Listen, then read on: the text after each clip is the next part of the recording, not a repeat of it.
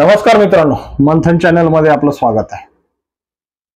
ज्या पद्धतीनं आज ज्या महाराष्ट्राच्या सगळ्या पटलावर जर विचार केला तर बीड जिल्हा हा जिल्हा सगळ्यात संवेदनशील जिल्हा म्हणून पाहिला जातो।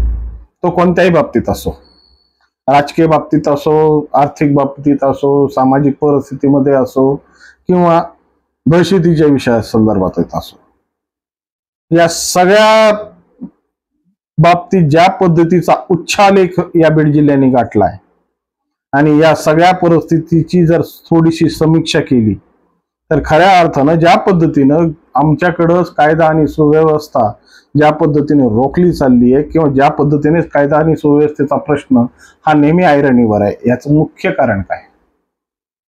आज ज्या पद्धतीनं या राज्याचे गृहमंत्री देवेंद्र फडणवीस साहेबांचं प्रत्येक ठिकाणी म्हणजे ज्या पद्धतीच्या कामाच्या संदर्भातून त्यांनी आतापर्यंत 37 एन्काउंटर केले, त्याच्यात अक्षय शिंदे असेल, शेख शाहरुख असेल, संभाजीनगरचे खोतकर असेल, असे अनेक नामचीन विषय बाजूला करून या पद्धतीनं सामाजिक परिस्थितीमध्ये कायदा आणि सुव्यवस्था राखण्यासाठी अनेक प्रयत्न केले।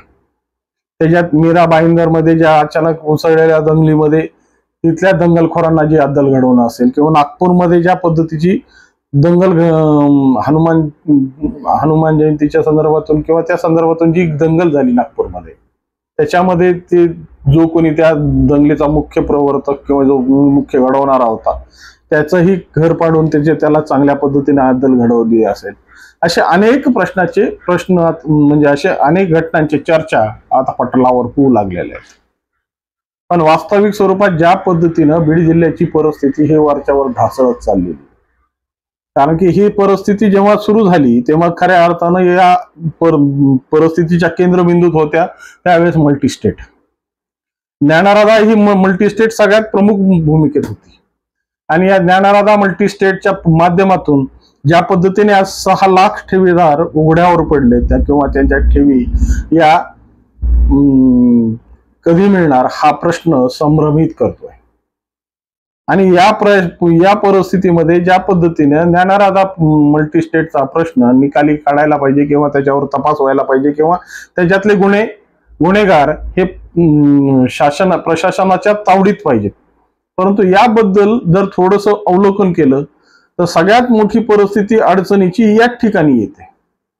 आजही या ज्ञानराधा मधली जे मुख्य आरोपी म्हणजे सुरेश कुटे हे जरी मुख्य असतील तरी त्यांच्या वर्तुळापेक्षा जास्त वर्तुळ ज्यांच्या भोवती फिरतात त्या म्हणजे अर्चना कुटे, आणि या अर्चना कुटे आजही फरार आहेत, मोकाट आहेत, मोकळ्या आहेत असं म्हणायला काही हरकत नाही। आता नेमकं अर्चना कुटेंना फरार किंवा मोकळं सोडण्यात काय परिस्थिती आहे आणि काय रहस्य दडलेले आहेत हे आता प्रशासनाने शासनालाच विचारणं गरजेचं आहे।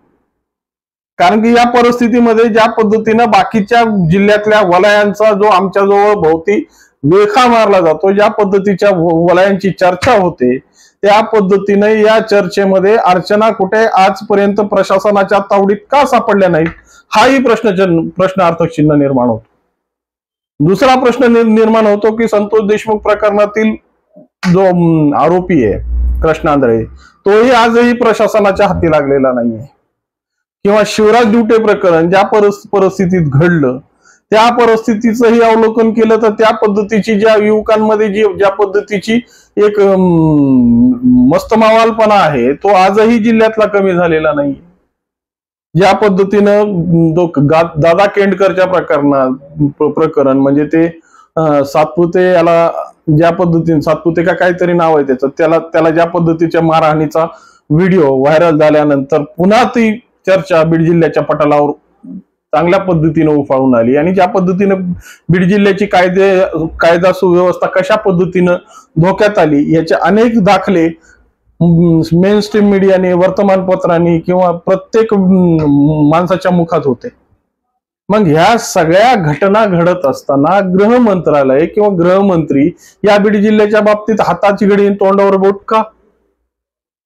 लॉजिक आहे ना, कारण की ज्या परिस्थितीत आज बीड जिल्हा वावरतोय, ज्या परिस्थितीत या बीड जिल्ह्याची परिस्थिती निर्माण झालेली आहे त्या बीड जिल्ह्याच्या परिस्थितीला सगळ्यात बाबीनं मुख्यमंत्री म्हणून म्हणा गृहमंत्री म्हणून म्हणा किंवा बीड जिल्ह्याच्या माध्यमातून ज्या स्वर्गीय गोपीनाथ मुंडे साहेबांनी तुमचं राजकारणाच्या बाबतीत तुमची जी उजळणी दिली किंवा तुम्हाला जे संस्कार दिले त्याचे कुठेतरी परतफेड म्हणा, अशा अनेक बाबीतून या जिल्ह्याच्या परिस्थितीवर लक्ष केंद्रित करणं हे तुमचं कर्तव्य होतं. परंतु आज या गोष्टीचा विचार केला तर या सगळ्या गोष्टी आमच्या पटलावर नाहीच आहे. पुण्यातला तो शेख शाहरुख ज्या ठिकाणी लपला होता त्या ठिकाणी जाऊन अचूकपणे त्याचं टिप्पणी केली. तर अक्षय शिंदेच्या बाबतीत सुद्धा तुम्ही त्याच पद्धतीची भूमिका घेऊन त्या अक्षय शिंदेला चांगलं योग्य त्या ठिकाणी पोहोचवलं. मग ज्या पद्धतीनं जवळपास 6 लाख ठेवीदारांचा प्रश्न हा गवगवीत असताना प्रत्येक जण आज ज्या परिस्थितीत जगतोय त्या परिस्थितीचा जर विचार केला आणि त्या परिस्थितीमध्ये ज्या आर्थिक घोटाळ्यामध्ये या जिल्ह्याची कणा मोडणारी ही व्यवस्था खऱ्या अर्थानं सामाजिक पटलावर या गृहमंत्र्यांनी कशा पद्धतीनं किंवा मुख्यमंत्री या नादाने याच्यावर कशा पद्धतीचे चित्र रेखाटावं हे खऱ्या अर्थानं त्यांच्यावर होतं. आणि आज ज्या पद्धतीने ज्ञानराजामुळं आज खऱ्या अर्थानं केवळ बीड जिल्ह्याचाच प्रश्न राहिलेला नाही. यात जालना जिल्हा आहे, संभाजीनगर आहे, नगर आहे, अहिल्यानगर या पद्धतीच्या सगळ्या जिल्ह्यामध्ये, परभणी असेल, प्रत्येक जिल्ह्याला मिळालेले हे प्रसाद खऱ्या अर्थाने गृहमंत्री महोदयांनी या गोष्टीवर थोडासा उजाळा देऊन या गोष्टीवर विशेष लक्ष घालून या गोष्टीला कुठंतरी पटलावर आणणं गरजेचं आहे. आज जरी आर्थिक गुन्हे शाखेचा तपास CID कडे वर्ग करण्यात आलाय तर आजही त्यांना सगळ्यात जास्त मुभा आहे. परंतु परिस्थिती अशी झाली की आज जवळपास 1.5 वर्ष उलटलंय आणि या 1.5 वर्षाच्या कालखंडामध्ये ज्या पद्धतीच्या घडामोडी होऊन ज्या पद्धतीने या तपासाचा वेग वाढायला हवा होता तो आजही वेग त्या पद्धतीनं वेग धरत नाही. मग या परिस्थितीमध्येच नेमकं गृहमंत्री का शांत आहेत, का आमच्या बीड जिल्ह्याच्या लोकांना या पद्धतीनंच अडकवणं किंवा मराठवाड्यातील लोकांना याच पद्धतीने गुरपटणं हे आपल्याला चांगलं वाटतंय. या सगळ्या गोष्टीची मीमांसा आता सगळ्या गोष्टींची विचारपूस आता झालीच पाहिजे. कारण की या सगळ्या गोष्टी आमच्या कायदा आणि सुव्यवस्थेच्या पटलावर येतो. ज्या पद्धतीने 6 लाख ठेवीदार आज ज्या पद्धतीने वन भटकतायत, प्रत्येक जण आपल्या आपल्या पैशासाठी कुणाच्या दारात जाऊन कुणाजवळ आपली याचना मांडू या पद्धतीची टाहो पडतायत.